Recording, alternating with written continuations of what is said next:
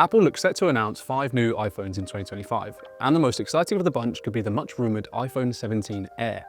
This super slim model is expected to replace the iPhone 17 Plus in this year's iPhone lineup, and will essentially be a de facto rival to the Samsung Galaxy S25 Edge. So, what can we expect from the iPhone 17 Air in terms of features? In this video, we'll be highlighting 5 of the biggest rumours we've come across so far, touching on everything from the phone's design to its potentially so-so battery life. First things first, the iPhone 17 Air, or iPhone 17 Slim as it may be called, will probably be the thinnest iPhone Apple has ever produced. According to tipsters, it will measure 5.5mm at its thinnest point. For comparison, the iPhone 16 measures 7.8mm at its thinnest point, so Apple's new model could be nearly 30% slimmer. To date, the thinnest iPhone ever produced is the iPhone 6, which measures 6.9mm front to back.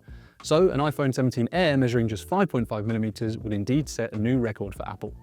Incidentally, reports suggest that the Samsung Galaxy S25 Edge measures 6.4mm at its thinnest point, so if both reports are true, the iPhone 17 Air will be almost 1mm thinner than its most obvious competition.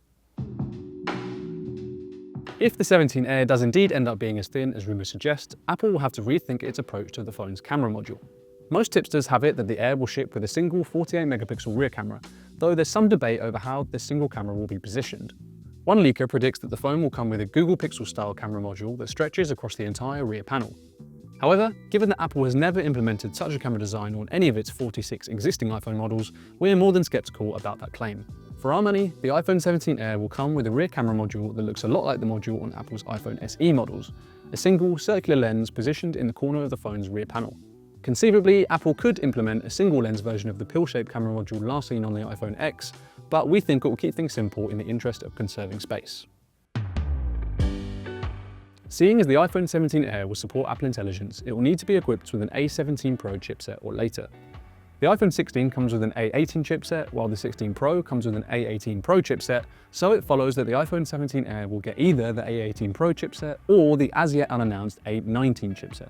There is, of course, a chance that Apple could equip the iPhone 17 Air with its next top-of-the-line chipset, likely to be the A19 Pro, but seeing as the phone is expected to serve as a replacement for the iPhone 17 Plus, we think a standard-level chipset is the more likely bet. Indeed, most tipsters predict that the iPhone 17 Air will get an A19 chipset, and an 8GB RAM capacity has also been touted, which is the same as the entire iPhone 16 lineup. One potentially disappointing feature of the iPhone 17 Air could be its battery life. According to some leakers, Apple's super slim phone could use a battery that's between 3,000 and 4,000 mAh in size. That's not immediately concerning, since the iPhone 16 has a 3,500 mAh battery, but given its rumored thickness, the iPhone 17 Air could have a harder time dissipating heat and therefore suffer from shorter battery life. In all likelihood, the efficiency credentials of Apple's A19 chipset will be good enough to mitigate any drastic dissipation concerns.